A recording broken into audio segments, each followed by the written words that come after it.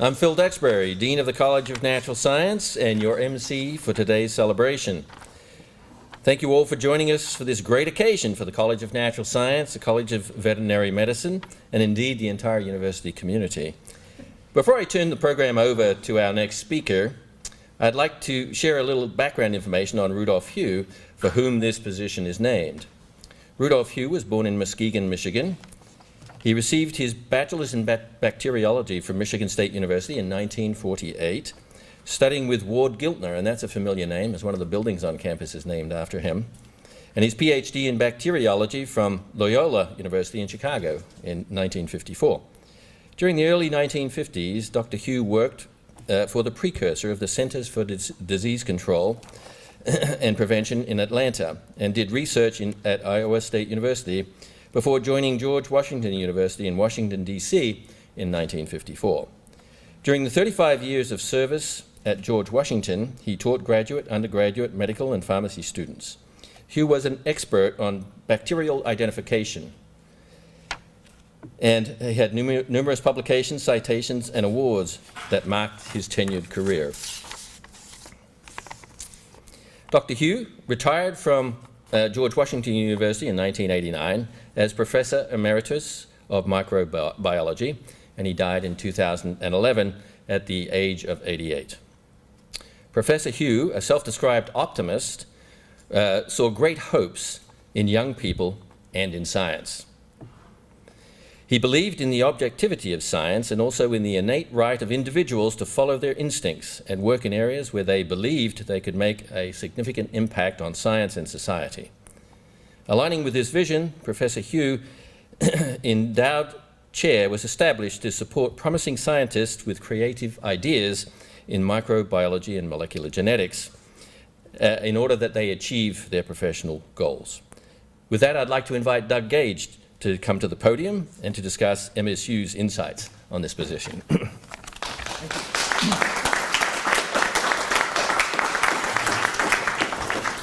Thank you all, and it's great to be here and really to recognize one of our really prominent faculty. You know, Sean Crosson was recruited to MSU as a Global Impact Initiative hire, and I don't know what year that was, 2018 maybe, something like that. So to see his success here, to follow his arrival has just been, it's been wonderful. So thank you for that. I think today's event underscores the importance of endowed faculty positions for members of our university community. These are funds that really demonstrate an investment in MSU that shows the world our commitment, our focus, and our leadership in academic and research excellence. Endowed professorships are a hallmark of every great university. Given their permanence, endowments assure excellence by making certain that quality teaching, research, and outreach can be conducted forever. So endowment dollars enable us to recruit and support world-class faculty and provide a steady and permanent source of funds for their research. And such funds really strengthen our ability to grow and nurture new areas of scholarship and research. And these afford the faculty member a little freedom to really explore things that they might not otherwise have. So that's I think, a really important component of an endowment. So when others look at MSU, they see something powerful. They see a strong foundation for continued excellence and a sustained commitment to make sure that we're making real differences in the lives of our students, faculty, and staff so that they can make important, life-changing discoveries. Today, we're celebrating another endowment, and I think, Dr. Crosson, you're a well-deserving recipient of it. So thanks very much. And I'll turn that back over to Phil so that he can go to the next part of the program.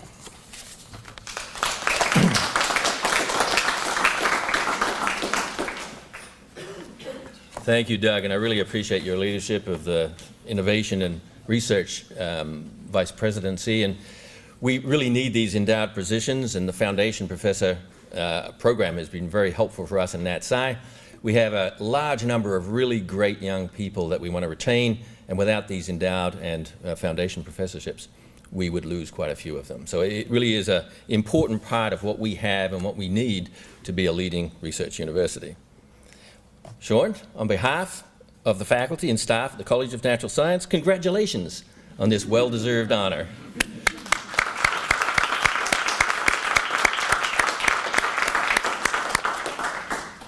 As you have just heard from Doug, endowed faculty positions are very important to the future of Michigan State. Endowed faculty positions allow us to compete nationally and internationally for the very best faculty, and we also grow a lot of our own that are outstanding faculty that we have to retain, and these endowed positions really help us do that. Equally important, great faculty members attract great students and postdocs, and as we all know, students and postdocs do a large fraction of the work, and without them, these endowed positions wouldn't be nearly as impactful. So that's another big part of having top-notch faculty attracted to Michigan State by these positions. The Rudolph Hugh Endowed Chair will help us guarantee the continued capacity of Michigan State to enhance its leadership in infectious diseases and immunology research. It will also help ensure that future alumni in this field have the resources and education they need to compete for jobs and play leadership roles in an increasingly competitive global marketplace. Congratulations again for this well-deserved honor, Sean. And with that, I will welcome our colleague here, Professor Birgit Puschner, the Dean of the College of Veterinary Medicine. Thank you, everybody. I'm delighted to be here, but I'm really delighted and honored for you, Sean, for this well-deserving award on behalf of the College of Veterinary Medicine. I am really proud of your accomplishments, and I really value having gotten to know you in the last couple of years and seeing what you have done at MSU and how you have engaged with everybody in many different colleges. So you hold a position across many different colleges. For those who don't know all the details, but I think many of you know, Sean's strong professional values and intellectual curiosity lend distinction to his research, mentorship, and leadership. He seeks the reasons behind how living things adapt their physiology to survive in different environmental conditions. His work with bacteria and pathogen employs cross-disciplinary, experimental, and computational tools with an aim to develop new approaches to promote the growth of beneficial microbes while also mitigating those microbes that inflict harm. Sean's leadership in the College of Veterinary Medicine as chair of the College Advisory Council has also been essential as he represents the college internally and at the university level to ensure that the best interests for MSU and the CVM align.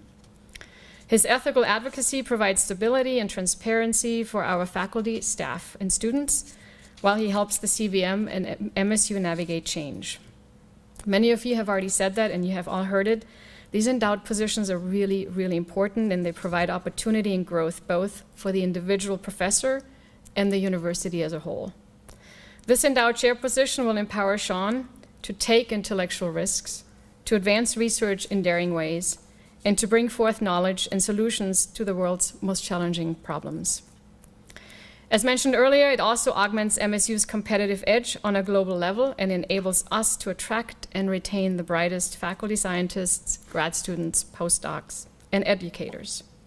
Sean's experience and success does promote recruitment of those students, of postdocs, and of new faculty, who then go on to further enhance the research enterprise that Sean created by mentoring them. Sean's research and scholarship exemplify the academic innovation excellence that is a cornerstone of MSU.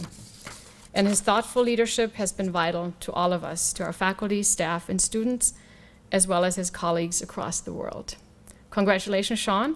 And I now have the honor to introduce Dr. Victorita, who I think all of you know, but he will introduce Sean, so thank you.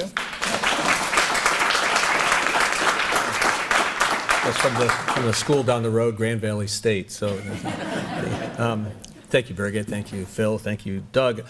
Before I talk about Sean in particular, and I'm going to introduce him and his qualities, I want to discuss my point of view as a chair of how I view endowed professorships, because as a chair, I think of myself somewhat as a general manager of a sports team, right? So we're trying to build a team, and a great team, and the way you build a great team is get great talent, and we do that in two ways. One way is to hire promising but yet unproven assistant professors who are hungry and driven to succeed, and we anticipate that they will be very successful. We provide resources for them, and generally in MMG, I think in MSU in general, we've been very successful at that. But the other way to recruit and build a team is to go into the free agent market. And I think that's where the resources of an endowed professorship really make a huge difference. You go in after people who have built a reputation and a track record of success somewhere else, but they have a high market value, and they have a lot of, maybe they're very interested in playing on the team that they already are on, and so you have to do something in order to try to recruit these stars to Michigan State. And in academics, the ability to have an endowed professorship to go after somebody like that is really, really powerful. And so when I came to Michigan State to become chair of MMG, we were fortunate to have the Rudolph Hugh Endowment. You've heard about Rudolph. There was a lot of people who were very instrumental in bringing that endowment here, including Walt Esselman, the prior chair of MMG. As the dean mentioned earlier, Rudolph was a infectious disease bacteriologist and was interested in microbial pathogenesis. So we started a very competitive search for an endowed professor and endowed chair in microbial pathogenesis, led by Linda Mansfield. And we very quickly set our sights on Sean Crosson. Sean then was a professor of microbiology at the other school down the road, University of Chicago, I guess, is also down the road. There he also earned his Ph.D. in biochemistry and molecular biophysics before postdoctoral training at Stanford, where he maybe became a microbiologist there, and a really stellar one. Building on what Dean Pushner said, what really attracted our interest in Sean was the powerful insights and approaches he brings to his science in studying the biology and pathogenicity of microbes. He has this innate and really formidable sense of curiosity, and he's been trained across multiple fields, and he brings these tools and equips himself to study research questions from a perspective that is really rare and really quite, as I said, formidable in our field. His curiosity seems limitless. As Dean Pushner pointed out, his research questions have ranged very broadly from how bacterial cells use light as a signal to regulate gene expression, to the structural dynamics of regulatory proteins, to now the immunopathogenicity of cattle infections. So this is a very broad investigator who makes impactful observations. His work has resulted in over 100 publications to date. He's been highly successful at generating substantial and sustained federal support for his research, currently holding several NIH grants, including a very prestigious Myra Award from the NIH called R35 for established investigators, and Sean holds one of those. So we were ecstatic in MMG to be able to recruit Sean to Michigan State as a Rudolph Hugh Endowed Chair. And I have to add that part of the joy for that was the ability also to recruit simultaneously another fantastic colleague and scientist, Aretha Fiebig, who is here today, and Sean's longtime collaborator and wife, and to bring her and Sean and their two kids, Harper and Greer, who are here as well, has been just a fantastic opportunity for MMG and for Michigan State. So Sean brings that same rigor and quality and focus that he applies in his research to virtually everything he does as a professional. The Crosson Fiebig Lab is a large, highly engaged group of students, undergraduates, graduates, postdocs, and our department is incredibly enriched by this group of people. But in addition to the work that Sean does in his lab training at the bench, Sean is committed to undergraduate education. He teaches in CNS in the undergraduate curriculum BioSci 161. So this is a intro course for freshmen at Michigan State, and they have Sean Crosson as a professor, which is pretty impressive, and that's just his energy and enthusiasm he brings to everything he does. As it was mentioned by the dean, he is a stalwart leader in CVM, currently the chair of the College Advisory Council, and at the national and international level, those of us in his field know him to be a fantastic leader and an influencer, if you will. He's chaired Gordon Research Conferences, which is a very prestigious role to have. He served on NIH study sections and played many important roles in the American Society for Microbiology, and in 2017 he was elected a fellow of the American Academy of Microbiology. So, in the analogy I raised earlier, Sean was the ultimate free agent acquisition for MMG and for MSU, and he's continued his all-star streak that he began at Chicago in the time that he's been at MSU with the training that he's done, his fantastic lab, and the research that he's doing. It's a privilege to serve with him in MMG and in these two wonderful colleges, and it's a privilege to introduce him to you today. Sean?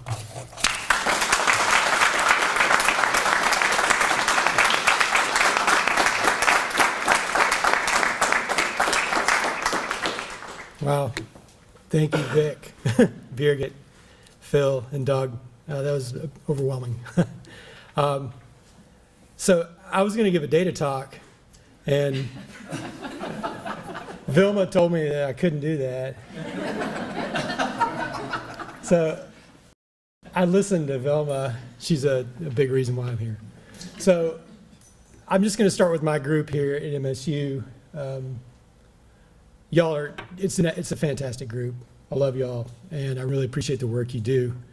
And I appreciate the work that everyone in my group has done over the past 17, 18 years. It's, you know, I don't do much anymore. But, yeah, anyway, and we have a new addition. Emily's not on this picture, but that's the group. And so I was told to give some perspective on, I mean, where I'm from, and maybe this provides you with some idea about the way I think about problems in biology. I grew up in a rural area of Texas. This is an unincorporated area of Grayson County down here. You know, and that's the Red River, so it's not too far from Oklahoma. And this is sort of a mixed rotation, sorghum, wheat, corn, and there's a lot of cattle there. And we, you know, ran about an acre, did a lot of food, early and late season crops, and then my grandparents always had cows. And actually, this is where I first learned about bangs. Bangs disease, right? Brucellosis, what I work on. So you had to vaccinate your cows for bangs if you wanted to sell, and particularly if they were going to go across state lines, and you had to show a record for this. And I, as a kid, I was like, what is this bangs? You know, it sounds like, is this some like sequela of the infection, like exploding cows or something? You know, I was always puzzled by that name. It just sounded cool. I mean, of course, this is the veterinarian, Bernard Bang, who discovered that, you know, brucella was the etiologic agent of contagious abortion in cattle. This is in the 1890s. So this is where I'm from, and this is just to give you a picture. This is my daughter Greer. This is right out the back door of my house. So and she's out there getting the cell signal. Actually, this is when I was teaching in when I was teaching in 2020. This is, there's not good cell reception back home, and so I would actually do office hours. You could walk out there and do office hours. I went home to see my family for a stretch because I could. So that's home. But I left the Blackman Prairie. That's what the area is called. And I was recruited to run track. So I'm here because of track and field. I went to college, and 30 years ago I studied abroad. I was in Kenya, and y'all know this person. This is Aretha at like age 19 or 20, and this is our first research project together. I think we were looking at herd architecture, herd structure in Kenya and Tanzania. Sort of without aerial photography, we were on the ground with like Cape buffalo, so it was pretty dicey. And we've continued to work together, and our bus got stuck. So I was going to go to medical school, and I backed out, actually, and I went to University of Chicago with Aretha for the Ph.D., and I hated it. But at least with the first year coursework, but I was doing okay in the courses where there was some sort of first principle thing that I could latch onto. So I ended up joining a group that was mostly senior scientists. It was like soft condensed matter people and X-ray optics people, and it was a real strange mix. It was a cool problem that they were working on. They were working on methods to extract the X-ray spectrum from polychromatic diffraction images, Lowry diffraction images. And the ultimate goal was to do pump probe, like ultra-fast time-resolved diffraction, like picosecond diffraction off proteins to look at protein dynamics. And so this is my first paper in the Journal of Synchrotron Radiation. That was like where it started out for me. And this was an interesting problem, but we were really looking for an application, looking for proteins that were amenable to ultra-fast, pump probe, like a photoreceptor would be ideal. And at the time, Winslow Briggs' group had positionally cloned the photoreceptor for phototropism in Arabidopsis. And so this seemed like an awesome protein. But it was a giant serine threonine kinase. But Keith Moffitt, my grad advisor, had said, we should give it a shot. So I flew out to Stanford, actually, and Winslow gave me these clones before they were published. And Winslow has since passed, but he was actually a huge influence on me. He was such a generous plant biologist, just a giant in the field. And I just thought this is a super high impact discovery, and the guy just gave me these clones and sent me home to Chicago. And so I started working on this photoreceptor protein. And this is the phenomenon, phototropism. And so I love this this movie. This is from Roger Hangarter at IU. These are corn coleoptiles bending toward light. And so everyone knows this response, right? And so metaphorically, like, you know, in Greek literature, like, you know, Clytie got turned into a plant and followed Apollo across the sky. You know, and Darwin wrote about this. I'll show this movie again. Do you know this book, The Power of Movement in Plants? Right, so this, you know, Darwin wrote about this. You know, it's like a 500-page book on plant movement. And so this is the phenomenon. I was certainly familiar with this phenomenon, and we all are, right? This is like an elementary school science fair project. But, you know, my grandma had a hothouse, and she would start early season crops, you know, and set up the light, and you'd see the plant. And as a kid, I thought that was cool. So I wanted to work on this, so I did work on this. And we ended up, I ended up solving the structure. And this is the locus for photosensory perception in plants. And so you have, this is a flavonomononucleotide, right? So it's like a B vitamin bound to this protein, and this is where plants, this is where the photons are absorbed. And you end up, there's some chemistry that happens between this cysteine side chain and the flavin cofactor. And I'm not going to get into all the biology, but as I was wrapping things up at Chicago as a student, the first bacterial genome sequences were coming out, and there was this bacterial genome sequence that was published from Caulibacter, which I'd never heard of. But Lucy Shapiro at Stanford, and I didn't really appreciate who she was at the time, but, you know, she was working on this. So I wrote her a letter, like just a paper letter, you know, and sent it to her. And because I was like, why does this bacterium that doesn't have any photobiology have this photoreceptor? And so she got my letter, and she called me on the phone and invited me out to Stanford. So, and then Aretha was thinking about Stanford too. And so we both went out there, and she postdoc with Julie Theriault, and I postdoc with Lucy, and I started working on Caulibacter. And we've done a lot of work on the photobiology of this freshwater bacterium, but it was really born out of this initial work I was doing on like fern proteins and Arabidopsis proteins. And so when I was in Lucy's lab, this is a picture from Stanford. I just wanted to show it because it sort of captures what, like, it was a lovely time. Yeah. So that's Aretha and Harper. Brucella genome was published in that period, and I saw that it had a photoreceptor. It had one of those photoreceptors. And so I asked Lucy if I could work on that, and it was like a firm no, which I understand. At the time I was ignorant. I didn't appreciate this was a select agent, it's level 3. Like, you know, but she's just like, no, Sean, we don't do that. But like the crisis of 2008 happened, right? And there was this stimulus money available. And Olaf Schneewen, the late Olaf Schneewen, helped me get started in Brucella when I was back at Chicago. So I was recruited back. We were both recruited back at Chicago as faculty. And I had the opportunity to write a grant on Brucella, and I got it. So thank God for like lax banking oversight, right? And so this is really a neglected pathogen, right? These are facultative intercellular pathogens, and they're endemic in wild ungulates. And there's a lot of regions of the world where maybe sometimes 75% of the animals are infected with this bacterium. And it's a zoonotic disease, and so humans get infected from their animals, right? And this is the etiologic agent of brucellosis, or bangs, which I'd known about since I was a kid. And the infection is really debilitating in humans, and it's a real agricultural problem because it causes abortion in livestock. And so I'm just going to show one bit of data. I apologize, because it turns out that we still don't understand this, but if you we studied that photoreceptor, okay? If you knock it out in a mouse model of infection, these mutants are highly attenuated, right? And you can complement this beautifully, right? So here's the mutant, and you complement it in an ectopic locus. And so we're still thinking about this pathway and this gene, and in fact, Esther Chen, a graduate student in the lab, is working on sort of a protein that's tangential to this pathway. And like as Birgit said, we're thinking about microbes and how they interface with their environment. And when we work on microbes in the lab, oftentimes all the time, it's a contrived environment, right? We're doing this reductionist work in the laboratory, and it's fake, right? The environment is fake to some extent.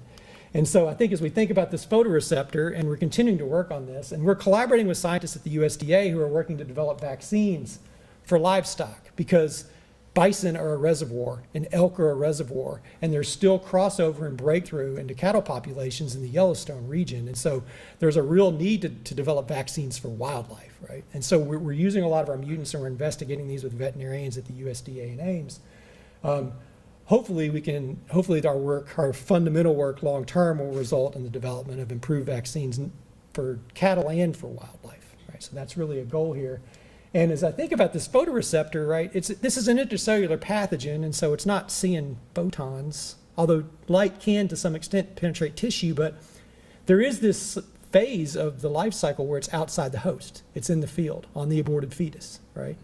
And is this a transmission factor, right? Is light a signal that affects transmission? And that's a hypothesis I'd love to. Vic told me we could do transmission studies like out here in the parking lot.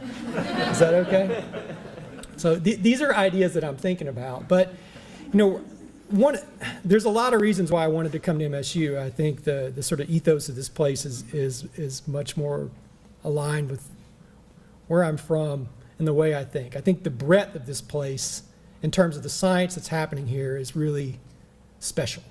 Right, I really love being here. Just there's so much interesting research happening, and this I just wanted to provide y'all with a couple of examples of collaborations that we have going on right now. So we're thinking about how Brucella interacts with its host, and its host is a phagocytic mammalian cell. And we're collaborating with Rick Newbig and Eric Elizabeth and the Drug Discovery Corps, looking for small molecules that interact with the host to make the host cell less hospitable to the microbe. So these are not directly killing a microbe, but they're targeting the host to kill the microbe. And we have some really interesting hits here.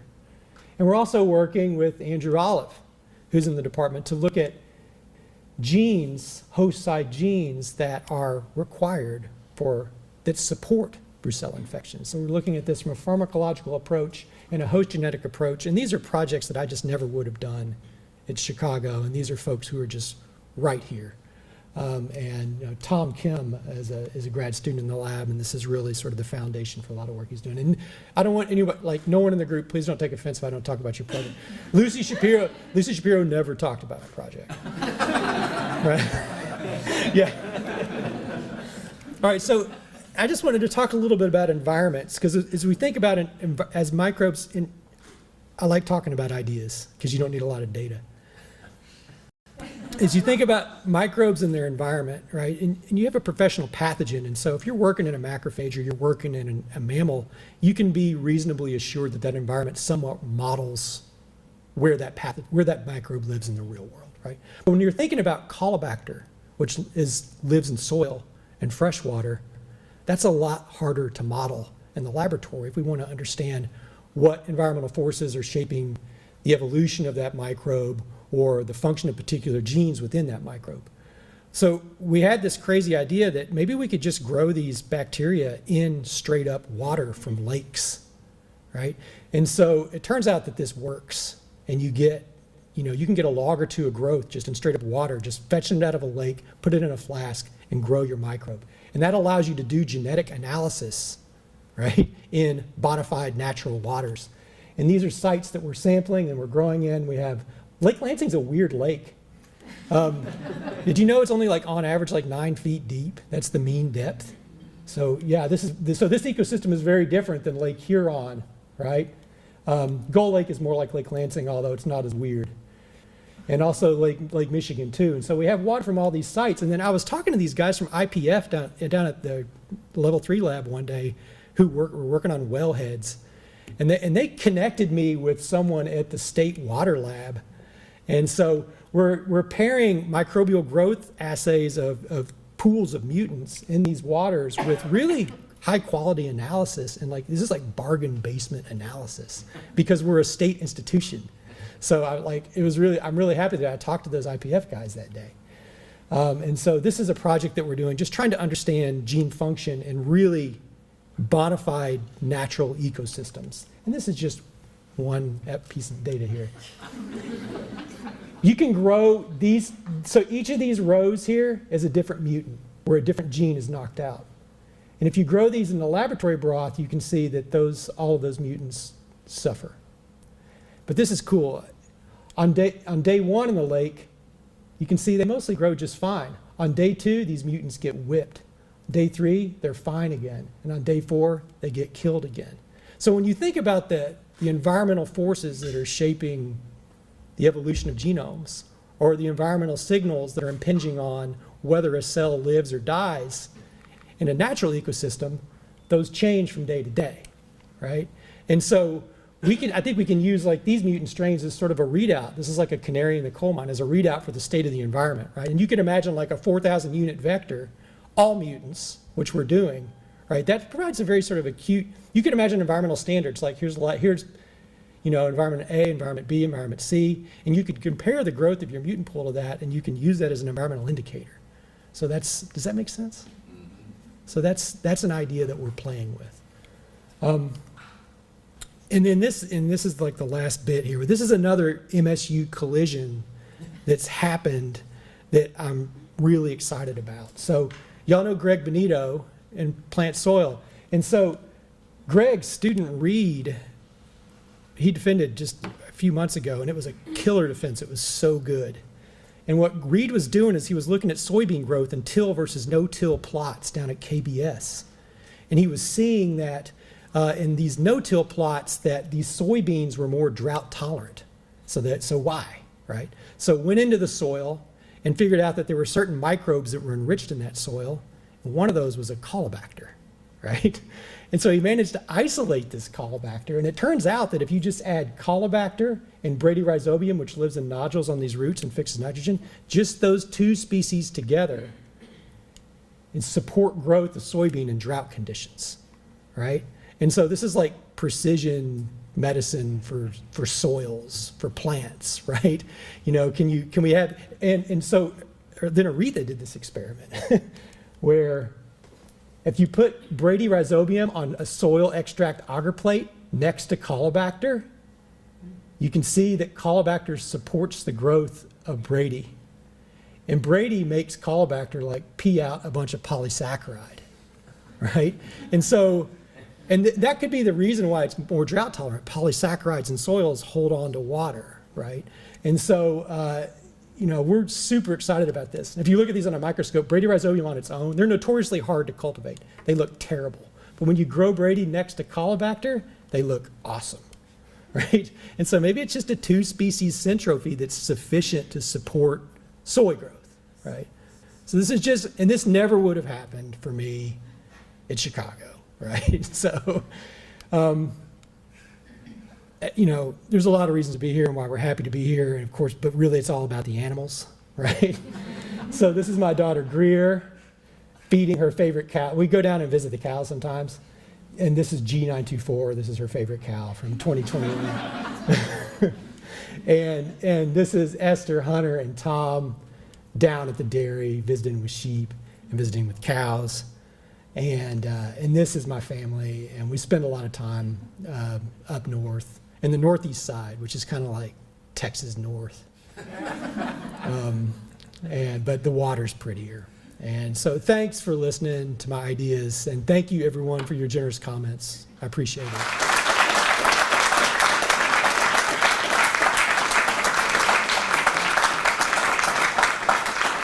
Fantastic. What a fantastic talk.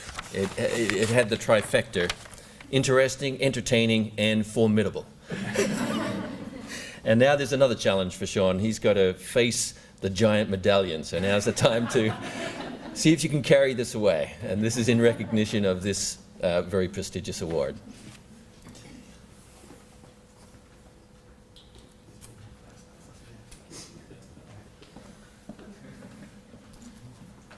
Stand over here.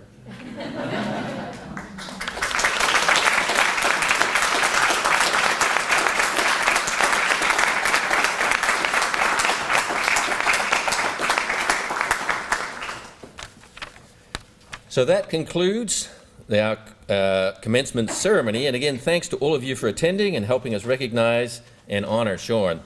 And now it's time to enjoy the reception that is next door, and it's right through those doors that are closed right there. Yeah, so they'll be opened up soon. So thank you very much, and we look forward to seeing you next door once they open the doors. Thank you.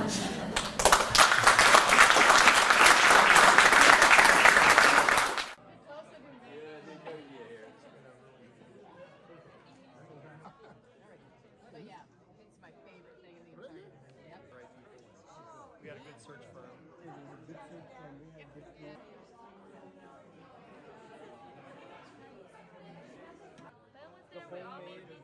Oh, we made pizzas. We made pizzas. 75,000 generations in my lab, and it's now up to, I think, about 77,000. It's about a 2,000 generation floor down in Texas. You can look at.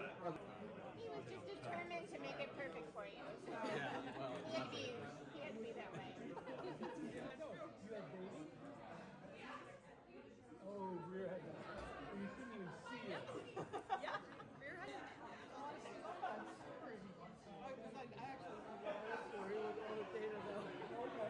I was talking to Aretha about